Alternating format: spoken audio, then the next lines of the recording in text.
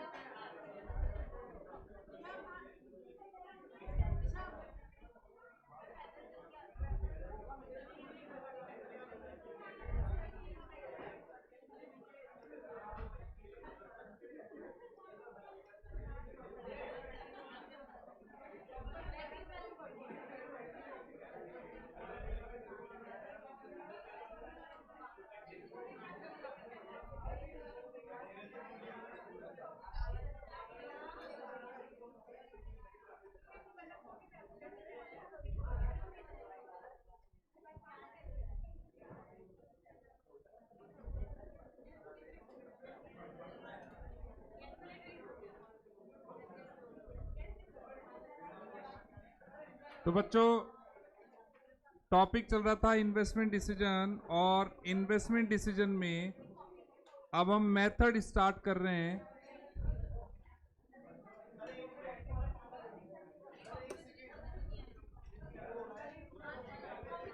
पहला method investment decision का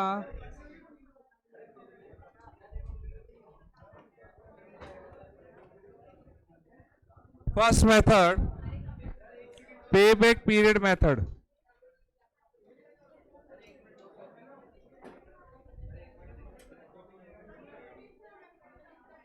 हाँ जी,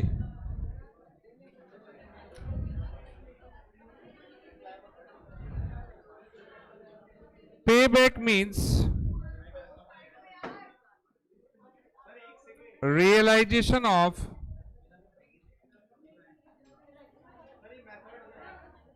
invested amount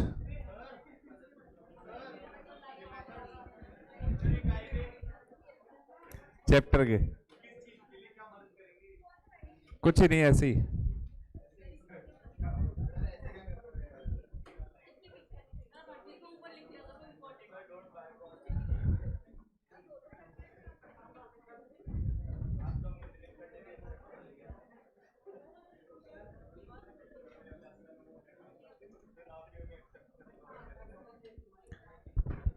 बेटा प्लीज ध्यान दो, we are going to start methods of investment decision. कल तक हमने इन्वेस्टमेंट डिसीजन के बेसिक्स डिस्कस किए थे, आज हम उसके मेथड डिस्कस कर रहे हैं। कौन कौन से मेथड हम यूज कर सकते हैं अलग अलग केसेस में। तो पहला मेथड है पे बैक पीरियड मेथड। पे बैक पीरियड में पे बैक का मतलब होता है कि इन्वेस्टेड अमाउंट का वापस मिल जाना, रियलाइज हो जाना। बेटा जब किसी प्रोजेक्ट में या बिजनेस में हम पैसा लगाते हैं तो हम ये चाहते हैं कि जो पैसा हमने लगाया है वो हमें वापस मिल जाए अलोंग विद प्रॉफिट। प्रॉफिट एक अलग चीज है, लेकिन जो लगाया है एटलीस्ट ओरिजिनल अमाउंट वो तो वापस मिल जाए, तो उसको बोलते हैं पे बैक। तो pay back means realisation of invested amount from the project. और इस पे बैक में जो टाइम लगता है उसको हम बोलते हैं पे बैक पीरियड। तो pay back period means time taken to realise such amount. और बेटा ये जो अमाउंट हमने इन्वेस्टमेंट किया था, बेटा प्लीज ध्यान दो, आपस में बात करना बंद करो। टॉपिक मेथड चालू हो गया, इंपॉर्टेंट है, सब लोग ध्यान दीजिए। तो इन्वेस्टेड अमाउंट जो हमने प्रोजेक्ट में या बिजनेस में इन्वेस्ट किया था वो अगर हमें वापस मिल जाता है, और कितने टाइम में वापस मिल जाता है, उसको हम बोलते हैं पे बैक पीरियड। भी मान लेते हैं मैंने 10 लाख रुपए बिजनेस में लगाए, तो ये 10 लाख रुपए वापस मुझे मिलेंगे 2 साल में, 3 साल में, 4 साल में मुझे वापस मिलेंगे। तो जितने टाइम में मुझे वापस मिलेंगे उसको क्या कहा जाएगा, पे बैक पीरियड। अब सवाल ही उठता है इस मेथड का यूज इन्वेस्टमेंट डिसीजन में कब करते हैं, तो लिखेंगे this method is used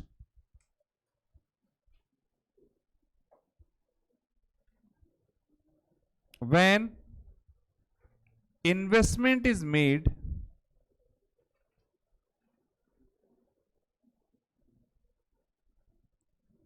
after taking loan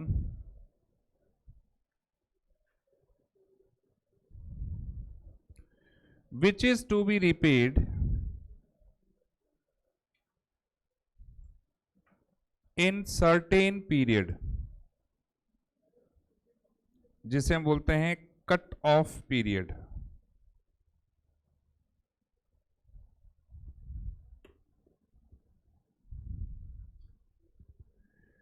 बेटा ध्यान देना, इस मेथड का यूज कब होगा, इस मेथड का यूज होगा जब हम लोन लेकर इन्वेस्टमेंट करते हैं।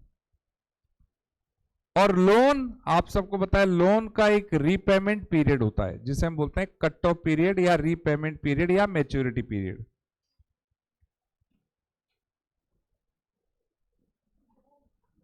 ठीक है, ध्यान दीजिएगा। अब इन्वेस्टमेंट डिसीजन यहां किस तरह से होगा, मान लेते हैं मैंने एक प्रोजेक्ट चलाने के लिए बैंक से लोन लिया और बैंक ने मुझे इस शर्त पर लोन दिया कि मैं 5 साल में उसे चुका दूंगा। तो मेरे लिए कट ऑफ पीरियड क्या है लोन चुकाने का, 5 साल। अब मुझे उस पैसे को ऐसे ही प्रोजेक्ट में लगाना पड़ेगा जिसका पेबैक पीरियड 5 साल या उससे कम होगा, ताकि मैं लोन का पेमेंट कर सकूं। अगर ऐसा नहीं हुआ तो मैं लोन कैसे चुकाऊंगा, तो लोन चुकाने के लिए मुझे रियलाइजेशन 5 साल या उससे कम में हो जाना चाहिए। तो एक्सेप्ट क्राइटेरिया क्या हुआ, तो लिखेंगे प्रोजेक्ट विल बी एक्सेप्टेड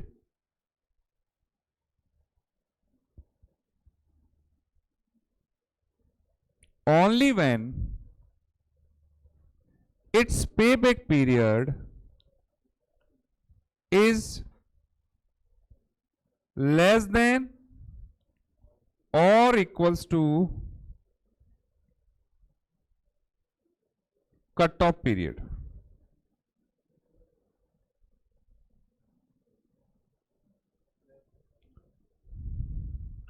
या तो कट ऑफ पीरियड के बराबर हो या उससे कम हो तो ही हम प्रोजेक्ट को एक्सेप्ट करेंगे, अदरवाइज नहीं करेंगे। अगर ऐसा नहीं हुआ तो हम लोन नहीं चुका पाएंगे, और लोन नहीं चुकाने का मतलब आपकी क्रेडिट वर्दीनेस खराब होना। बेटा अगर एक से ज्यादा प्रोजेक्ट है तो हम कौन से प्रोजेक्ट को सेलेक्ट करेंगे, तो in case of alternate projects that project will be accepted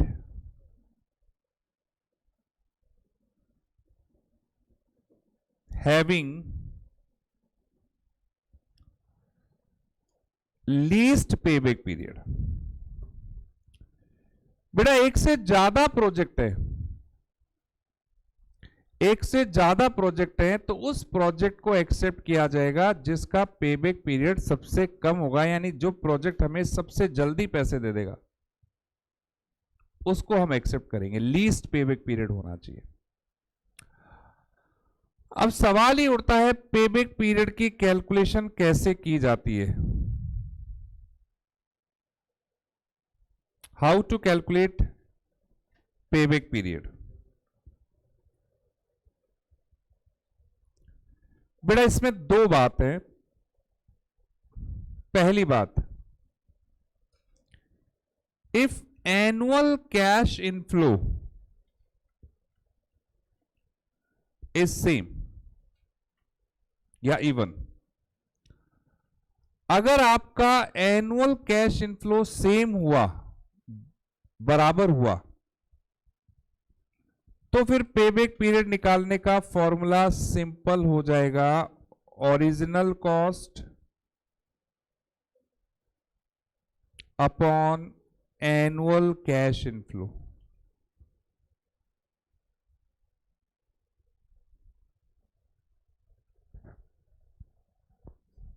original cost upon annual cash inflow.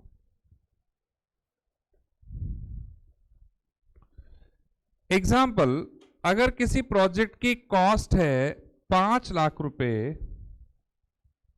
और एनुअल कैश इनफ्लो है 2 लाख रुपए, इसका मतलब क्या हुआ कि प्रोजेक्ट हमें ये 5 लाख रुपए जो हम लगाएंगे कितने साल में लौटाएगा?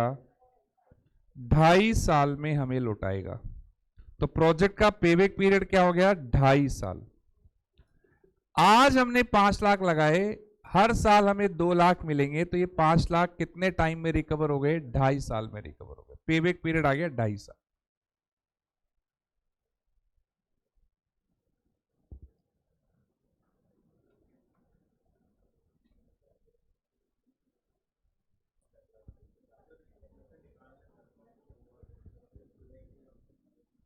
इससे निकालने से हुआ क्या? ये लिखा है ना मैंने ऊपर, इसको निकालने से क्या हुआ? देखो ये मैंने लिखवाया। इस मेथड का यूज कब करना है? जब लोन लेके इन्वेस्टमेंट किया हो। और मान लेते हैं लोन, सुनो बेटा, लोन के लिए आपको 3 साल का पीरियड मिल रहा है और आपका पैसा कितने दिन में वापस आ रहा है? 2.5 साल में। तो इसका मतलब प्रोजेक्ट एक्सेप्टेबल है। अगर यहां लोन पीरियड 2 साल होता तो हम प्रोजेक्ट को एक्सेप्ट नहीं करते, क्योंकि हमारा पैसा वापस कितने टाइम में आएगा? लेट आ रहा है 2.5 साल में, तो हम प्रोजेक्ट एक्सेप्ट नहीं करेंगे। अभी क्लियर हो गया?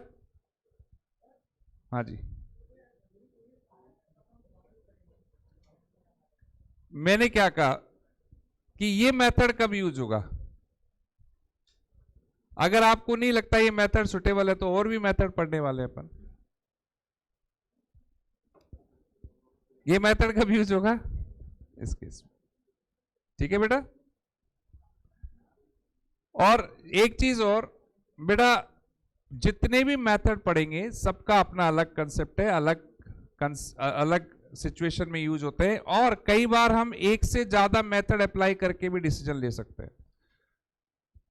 हमें अलग 2 सिचुएशन देखनी है तो 2 मेथड भी अप्लाई कर सकते हैं, 3 सिचुएशन देखनी है 3 मेथड भी अप्लाई कर सकते हैं। तो उनके बेसिस पे भी डिसीजन हो सकता है। एक मेथड से भी आप डिसीजन ले सकते हो, एक से ज्यादा मेथड अप्लाई करके भी आप डिसीजन ले सकते हो। एग्जाम में मेथड लिखा हुआ आएगा, बकायदा बोलेगा क्या निकालना है।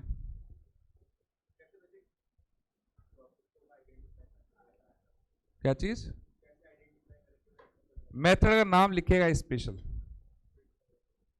बोलेगा कैलकुलेट करना है आपको क्या। ठीक है बेटा, आगे चले। Second case, if annual cash inflow is different. अगर एनुअल कैश इनफ्लो डिफरेंट है या अनइवन है, एनुअल कैश इनफ्लो क्या है आपका? डिफरेंट या अनइवन, एक जैसा नहीं है, तो फिर पेबैक पीरियड कैसे निकालेंगे? तो इसको निकालने के लिए आपको एक प्रोसेस समझना होगा, एग्जाम्पल समझना होगा। मान लेते हैं कॉस्ट ऑफ प्रोजेक्ट है 5 लाख और आपको कैश इनफ्लो आ रहा है इस तरह से,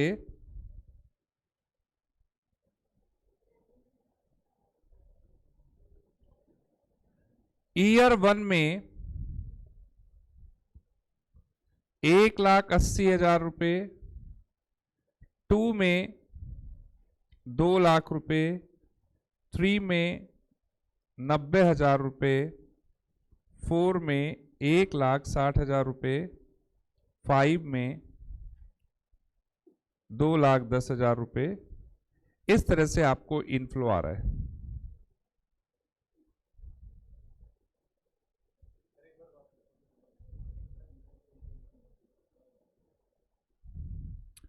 तो एनुअल कैश इनफ्लो यहां पर क्या है बेटा, अलग अलग है।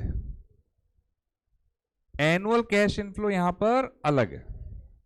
तो इस केस में अगर आपसे कहा जाए पे बैक पीरियड निकालो तो कैसे निकालेंगे?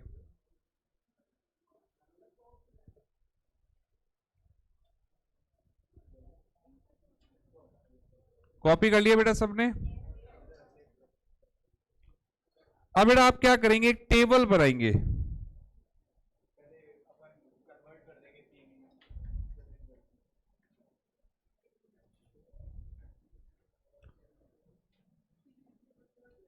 पहले साल का इनफ्लो कितना है, 180। दूसरे साल का 2 लाख, फिर 90, फिर 160, फिर 210। अब आप क्या करेंगे बेटा, इसको क्यूमुलेट करेंगे। क्यूमुलेटिव कैश इनफ्लो, क्यूमुलेट कीजिए इसको। 180, 380, 470, 36, 840। ये क्यूमुलेट करिए, इसको कर दिया cumulate.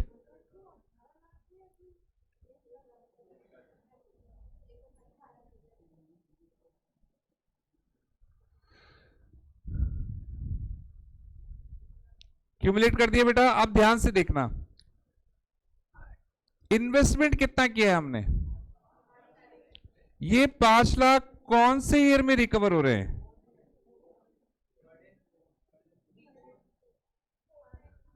Third and fourth year के बीच में। क्या 3 साल में रिकवर हो रहे हैं? क्या 4 लग रहे हैं? बीच में रिकवर हो रहे हैं। अब बीच में भी एग्जैक्टली कितना, तो वो हमें निकालना होगा। तो पेबैक पीरियड निकालने के लिए हम क्या करेंगे, ध्यान से देखिएगा। तो 3 और 4 के बीच में रिकवर हो रहे हैं, तो इसका मतलब 3+। 3 और 4 के बीच में रिकवर हो रहे हैं ना, तो 3+।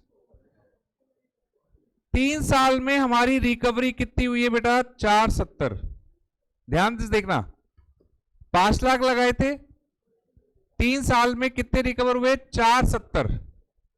बाकी 30,000 हम कौन से ईयर में रिकवर करेंगे?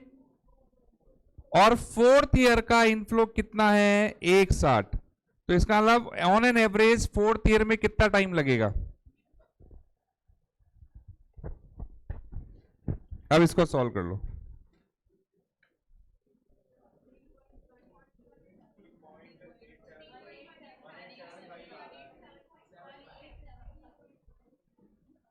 ये आंसर आ गया 3.1875 ईयर्स। आप चाहो तो इसे मंथ में कन्वर्ट कर सकते हो, 3 ईयर्स और कितने मंथ, इंटू 12 कर दो।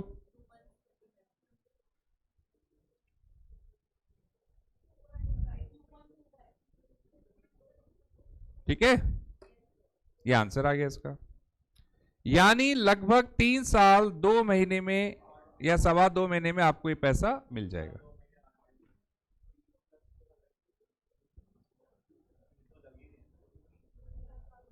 तीन तो लग ही रहे हैं, प्लस पैसा आपको चौथे साल में रिकवर हो रहा है, तो चौथे साल में कितना टाइम लगेगा?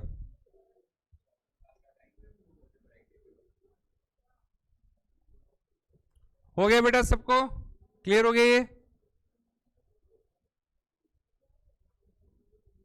एक्सेप्ट रिजेक्ट क्राइटेरिया मैंने बताया, प्रोजेक्ट कब एक्सेप्ट होगा, जब payback period cut off period से कम हो या बराबर हो। और एक से ज्यादा प्रोजेक्ट है तो कौन सा सेलेक्ट करना है, जिसका पेबैक पीरियड सबसे।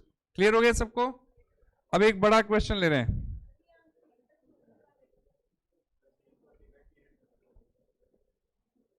कुणाल दिखा दिया क्वेश्चन मैंने।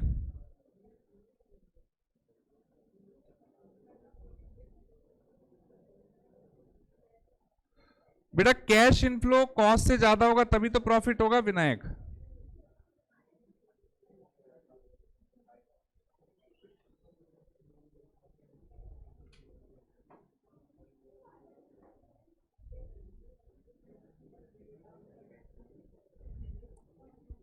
बेटा क्वेश्चन लिखिए, बात ही क्वेश्चन लिखो सब।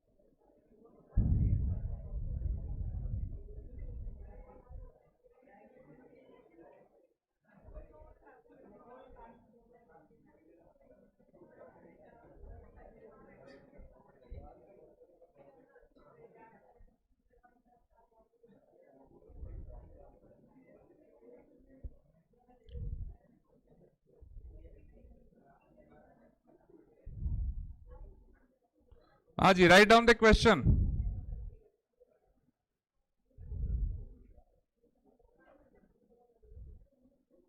मृदुल, लोन पे इंटरेस्ट देते हैं तो ये क्या क्वेश्चन पूछा तुमने? लोन पे तो इंटरेस्ट देते ही हैं। लोन से क्या मतलब बेटा?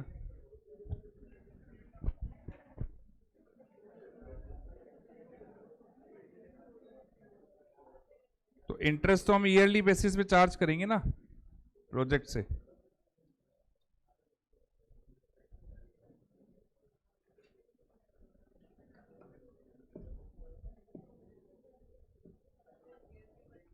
बेटा प्लीज बात नहीं करें आप इधर देखो ध्यान से, क्वेश्चन समझो। बेटा इनिशियल कॉस्ट है प्रोजेक्ट की 6 लाख, लाइफ है 5 साल, स्क्रैप वैल्यू है 50,000, वर्किंग कैपिटल रिक्वायर्ड है 1 lakh, profit before depreciation and taxes हैं 5 साल के, टैक्स रेट 30% है, आपको पे बैक पीरियड निकालना है। और ये क्वेश्चन जो मैंने लिखवाया है बस इसको समरी वे में लिखवाया है, इसी का बड़ा क्वेश्चन बन के आ जाता है फॉर्मेट, और एक क्वेश्चन का एक पार्ट आपसे पूछ लिया जाता है कि पे बैक पीरियड निकालो, मतलब ये बड़े क्वेश्चन के फॉर्मेट के जैसा ही। अब इस क्वेश्चन में प्रॉब्लम यह है, आपको कॉस्ट दी हुई है, कॉस्ट में वर्किंग कैपिटल भी है, इनिशियल कॉस्ट भी है, स्क्रैप वैल्यू भी है, और आपको प्रॉफिट बिफोर डेप्रिसिएशन टैक्स दिया हुआ है। कैलकुलेशन में हम कौन से प्रॉफिट का यूज करते हैं? कैश इनफ्लो का, कैश प्रॉफिट का, और दिया गया क्या है? Profit before depreciation tax. तो बेटा इस प्रॉफिट बिफोर डेप्रिसिएशन टैक्स से पहले हमें कैश प्रॉफिट निकालना पड़ेगा, यानी कैश इनफ्लो, और फिर डिसीजन मेकिंग करनी होगी। यस यस, वो सारा करना पड़ेगा। तो स्टार्ट करते हैं सॉल्यूशन।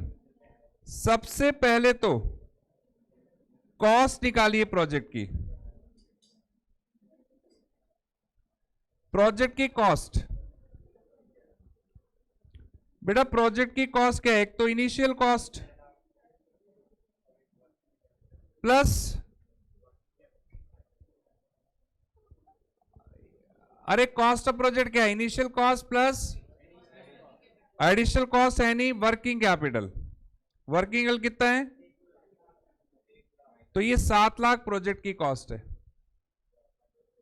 7 लाख रुपए ये प्रोजेक्ट की कॉस्ट है। स्क्रैप यहां नहीं होता एडजस्ट, वो सेविंग में आएगा। बेटा ध्यान दे लेना, कॉस्ट ऑफ प्रोजेक्ट में कोई डाउट किसी को? स्क्रैप वैल्यू का एडजस्टमेंट यहां नहीं होगा, सेविंग में आएगा। वो सेविंग मतलब प्रॉफिट का पार्ट होगा, इनफ्लो का। अभी कैलकुलेशन करेंगे क्या? कैश इनफ्लो, बिल्कुल। कॉस्ट ऑफ प्रोजेक्ट को तो हम क्या बोलते हैं? Cash outflow. अभी हम क्या निकालेंगे? Cash inflow.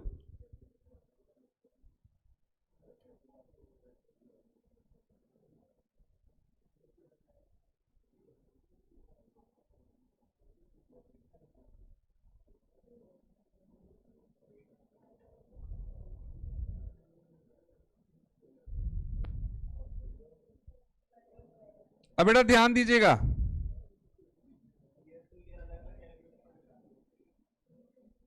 Year two year अलग अलग ही होगी, क्योंकि सेम अमाउंट नहीं है बेटा।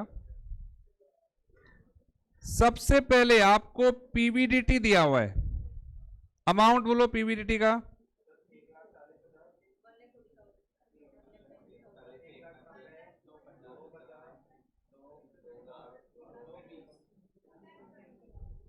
ये सही है बेटा, ये आपस में बात कर लो या तो इधर देख लो प्लीज, समझ लो, नहीं समझ आएगा नहीं तो प्लीज समझ लो, मैं आपको बार बार बोल रहा हूं चैप्टर समझ लो ढंग से भाई। पीवीडी की वन है, पीवीडीटी बेटा इसमें से हमें कैश इनफ्लो निकालना है, तो सबसे पहले इसमें से क्या लेस किया जाए, इसमें से लेस किया जाएगा डेप्रिसिएशन, और डेप्रिसिएशन कैसे कैलकुलेट होता है ये तो बताने की जरूरत ही नहीं है, नथिंग इज गिवन, तो एसएलएम मेथड लगता है हमेशा, original cost minus scrap value divide by life. Original cost क्या है 6 लाख, 6 लाख, 7 नहीं लेना है बेटा, 7 नहीं लेना, वर्किंग कैपिटल पे नहीं लगता डेप्रिसिएशन, ओरिजिनल कॉस्ट है 6 लाख, स्क्रैप वैल्यू है 50, तो डेप्रिसिएशन कितना आएगा 1/10।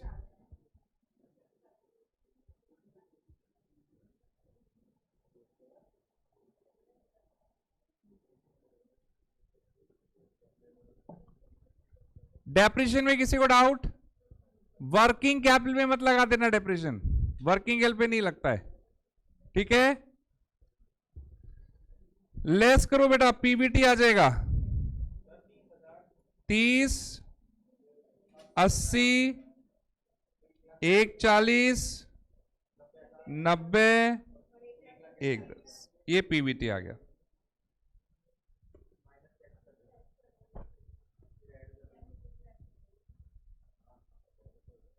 अब बेटा पीबीटी आ गया हमारे पास, इसमें से क्या करना है अभी, लेस टैक्स।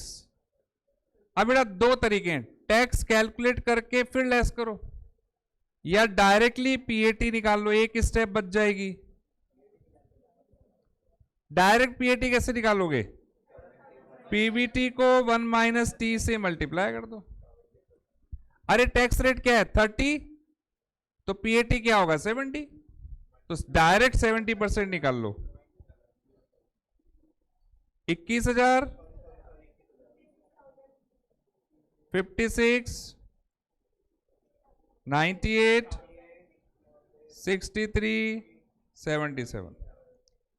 बताइए इसमें कोई डाउट किसी को, पीएटी में जगह कम पड़े तो टेबल नीचे कंटिन्यू कर लेना, तो अभी और भी कॉलम आएंगे, देखते जाओ। ये क्या आ गया पीएटी, इसमें कोई डाउट किसी को। अब पीएटी से क्या निकालना है, कैश इनफ्लो, तो पीएटी में ऐड कर दो क्या, डेप्रिसिएशन ऐड करो, 131, 166, 2,08,000, 173,000, 187,000। ये आपका आ गया कैश इनफ्लो, और डिसीजन इसी के बेसिस पे होगा बेटा, कैश इनफ्लो के बेसिस पे।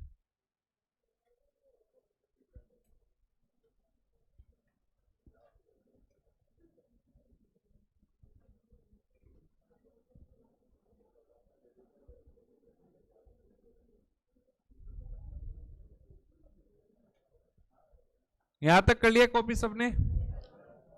एक छोटा सा काम, ये जो लास्ट ईयर का इंपॉर्टेंट है, ध्यान दीजिएगा, लास्ट ईयर का जो इनफ्लो आया है इसमें 2 चीजें ऐड कर दो, स्क्रैप वैल्यू और वर्किंग कैपिटल। स्क्रैप वैल्यू 50,000 और वर्किंग कैपिटल कितना है 1 लाख।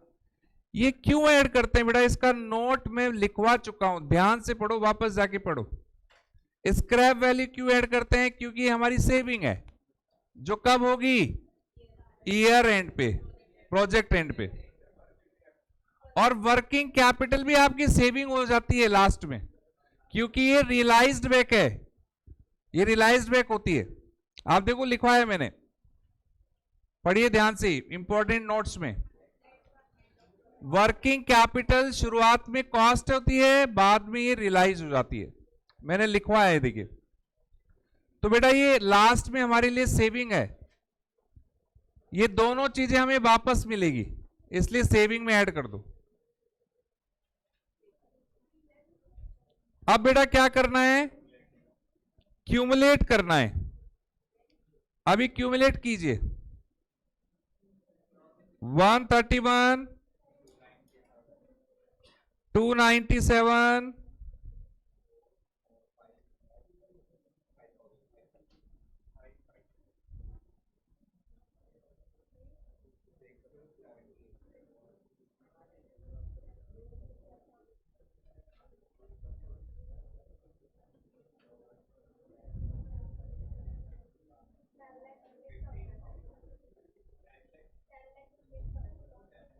58,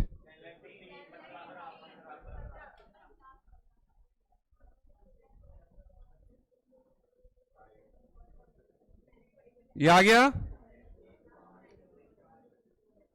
बेटा 10,15,000 आ गया सबका। बेटा हमारी कॉस्ट क्या है, कहां रिकवर हो रही है, ये 7 लाख कहां रिकवर हो रहे हैं, 4th और 5th ईयर के बीच में। अब पेबैक पीरियड बेटा ध्यान दे लो, क्या हमारा पैसा 4 साल में कवर हो जाएगा, क्या 5 साल लगेंगे, यानी 4 और 5 के बीच में। अब वो कितना, तो 4 प्लस 4 साल तो लगेंगे ही लगेंगे, तो 4 प्लस 4 साल में कितना रिकवर हुआ 678 अपॉन 5वें साल का इनफ्लो। बेटा 5वें साल का टोटल इनफ्लो नहीं, टोटल स्क्रैप वर्किंग कैपिटल भी तो, हाँ 337,000,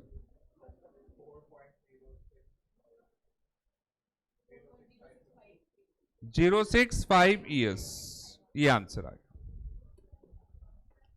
ये आंसर आ गया आपका पेबैक पीरियड 4.065 ईयर्स।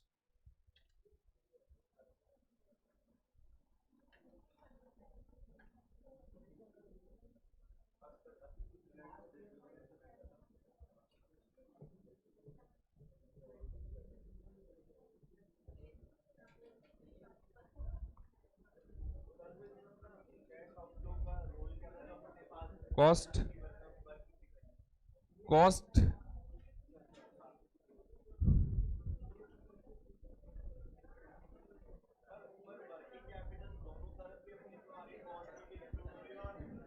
0 ईयर में कॉस्ट है, रिकवरी कब होगी लास्ट में,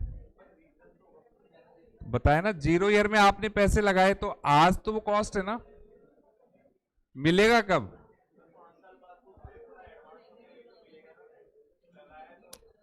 वर्किंग केवल उतना ही होता है, वो थोड़ा बढ़ जाता है। ट्रेडिशनल मेथड है ना, ट्रेडिशनल मेथड में टाइम वैल्यू का यूज नहीं होता। सब लिखवाया मैंने बेटा, पढ़ो आप। ट्रेडिशनल मेथड में टाइम वैल्यू का यूज नहीं होता।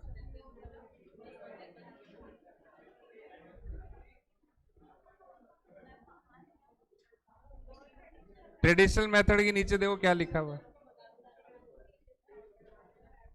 मेथड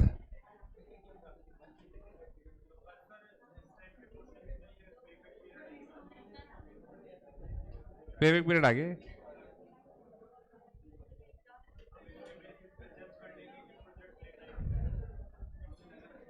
ट्रेडिशनल मेथड है, सिंपल हो गया बच्चों। कैलकुलेशन क्लियर हो गई पक्का, हाँ बेटा ट्रेडिशनल मेथड चल रहा है, ट्रेडिशनल मेथड में टाइम वैल्यू का यूज नहीं होता है, लिखा है, सब लिखवा दिया मैंने पहले। ट्रेडिशनल मेथड में टाइम वैल्यू का यूज नहीं करते। क्या चीज, किस चीज के लिए, पेबैक पीरियड बोलेगा क्वेश्चन में भाई।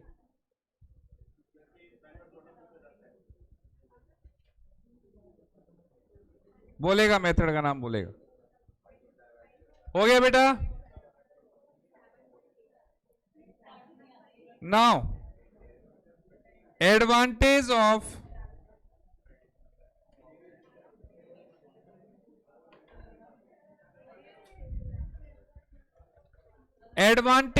PVP method. बेटा बात करने लग गए सब, ध्यान नहीं है किसी का इधर, ध्यान दे लो, फिर कंसेप्ट छूट जाएंगे, फिर ढूंढते फिरोगे। ध्यान दो इधर सब लोग, बार बार बोलना पड़ता है यार। एडवांटेज, पीवीपी के एडवांटेज, पहला easy and cheap to use,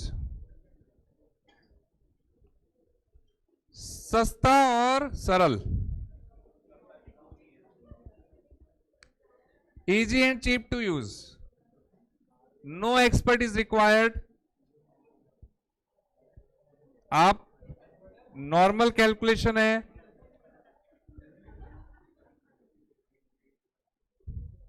concentration on recovery of principal amount। इसमें जो कंसंट्रेशन है वो किस पर है? प्रिंसिपल अमाउंट की रिकवरी पर। Concentration on recovery of principal amount. ये मेथड क्या बोलता है? आपको लगाया हुआ पैसा मिल जाए, प्रॉफिट तो बात की बात है, ठीक है। लिमिटेशन,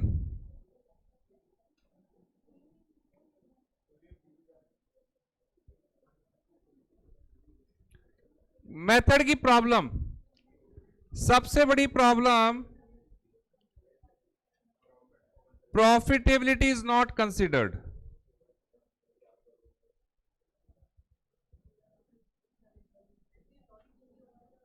बेटा इस मेथड की सबसे बड़ी प्रॉब्लम क्या है? प्रॉफिट तो देखते ही नहीं है। तो हम क्या देखते हैं कि कितने टाइम में पैसा मिल रहा है वापस, प्रॉफिट तो देखा ही नहीं हमने। कॉस्ट रिकवरी देखी केवल, हमने क्या देखा? Cost recovery. प्रॉफिट को एनालिसिस तो किया ही नहीं इस मेथड में।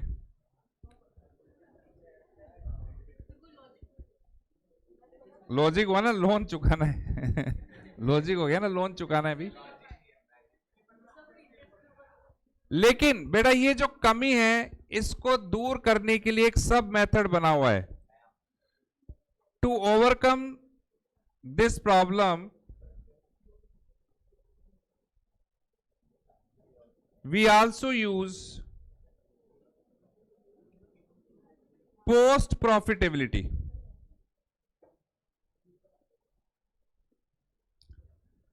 बेटा इस मेथड को जो लिमिटेशन है कि प्रॉफिट को यूज नहीं करते, तो इसको ओवरकम करने के लिए एक सब मेथड बना हुआ है, पोस्ट प्रॉफिटेबिलिटी। तो उसका यूज कर सकते हैं हम। एक और प्रॉब्लम इस मेथड की, और वो क्या? हमने कल इतना बड़ा कंसेप्ट पढ़ा था, टाइम वैल्यू ऑफ मनी।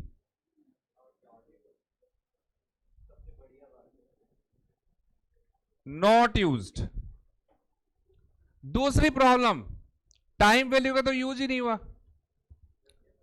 और जबकि प्रैक्टिकली टाइम वैल्यू का यूज होना चाहिए। तो इसको, इस प्रॉब्लम को दूर करने के लिए भी सब मेथड है। टू ओवरकम दिस प्रॉब्लम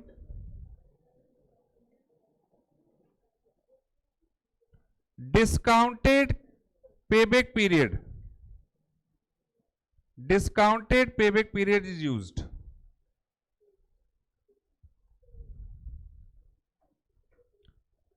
तो बेटा पेबैक पीरियड की ये दो बहुत बड़ी प्रॉब्लम थी, लेकिन इस दोनों प्रॉब्लम को दूर करने के लिए क्या बना दिए गए हैं? सब मेथड बना दिए गए, अल्टरनेट मेथड बना दिए गए, जिनको यूज किया जा सकता है।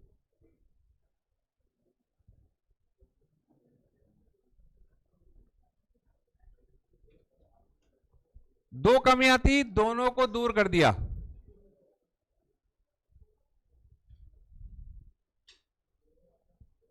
तो एक एक करके इन दोनों मेथड को डिस्कस करते हैं। सबसे पहले हेडिंग डाल दीजिए post profitability.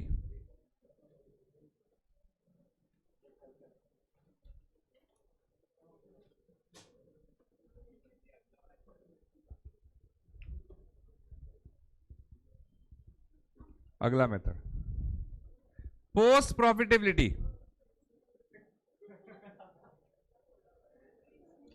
In this method,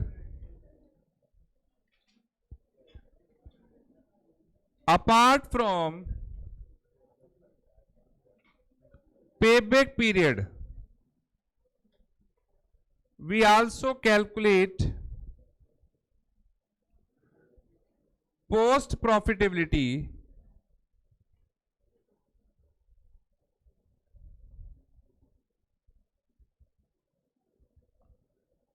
which helps in decision making.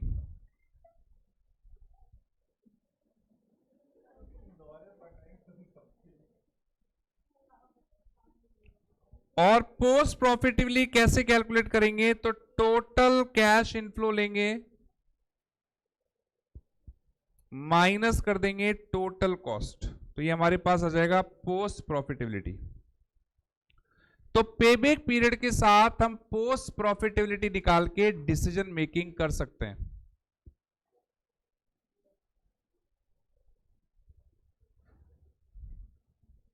और प्रॉफिट कम होना चाहिए कि ज्यादा? ज्यादा ही होना चाहिए।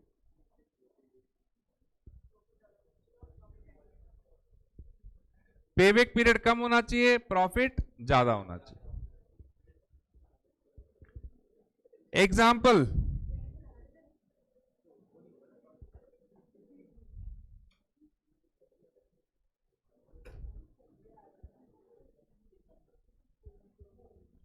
बेटा एग्जाम्पल देखिए,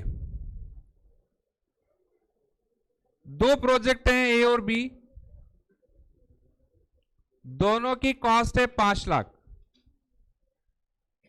और दोनों का कैश इनफ्लो दिया हुआ है ईयर 1, 2, 3, 4, 5। ए का 3 लाख, 2 लाख, 1 लाख 80,000 और 60,000। बी का 80,000, 1 20,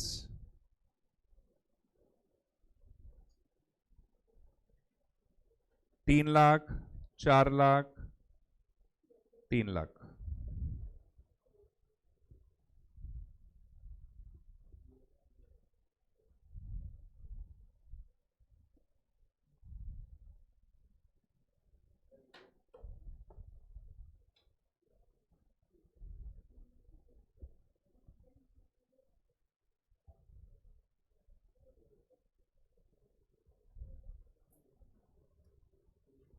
बेटा अगर हम पेबैक पीरियड निकालें, बेटा ध्यान दीजिए, ये बताओ ए की कॉस्ट कितने साल में रिकवर हो जाएगी? ए की कॉस्ट कितने साल में? 2 साल में हो रही रिकवर, पता चल रहा है? 5 लाख लगाए, 2 साल में रिकवर। और बी की कॉस्ट कितने साल में? 3 साल में रिकवर। तो ए का पेबैक पीरियड क्या हुआ? 2 इयर्स। और बी का कितना हुआ? और according to that which project is best? Project A is best. Done. लेकिन अगर हम पोस्ट प्रॉफिटेबिलिटी निकालें तो ए से कितना प्रॉफिट होगा? 2 साल बाद कमाई कमाई होगी। अरे 2 साल तक तो कॉस्ट रिकवर हुई है ना, तो 2 साल बाद कमाई है सारी। तो 2 साल बाद कितनी कमाई हुई? 2,40,000। और बी से 3 साल बाद कमाई होगी, और कितनी कमाई होगी? अब कौन सा प्रोजेक्ट बेस्ट है? Project B is best.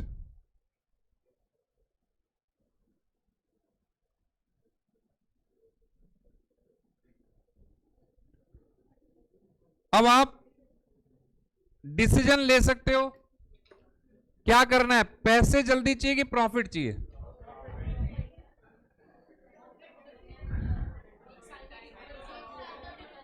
Choice is yours. पैसे जल्दी चाहिए प्रोजेक्ट ए, प्रॉफिट चाहिए प्रोजेक्ट बी। टाइम वैल्यू नहीं लगाया अभी अपन ने। क्लियर है सबको? तो डिसीजन लेने में आपको हेल्प मिलेगी कि प्रॉफिट कमाना है कि पैसा रिकवर करना है।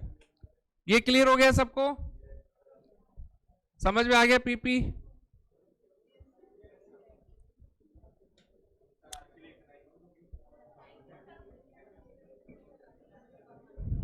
ऑनलाइन बच्चों कॉपी कर लिया सबने?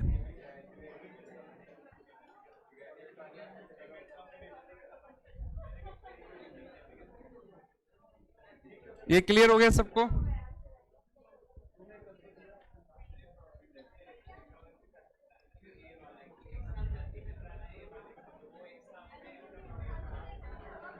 कहां से बढ़ाएगा? जो है वही तो होएगा प्रॉफिट।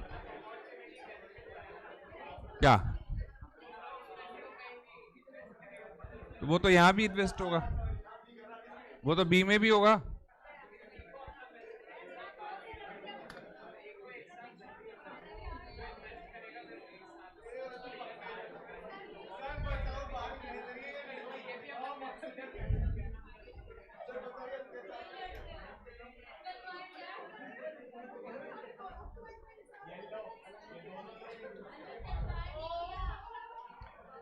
तो बच्चों आज के लिए इतना ही।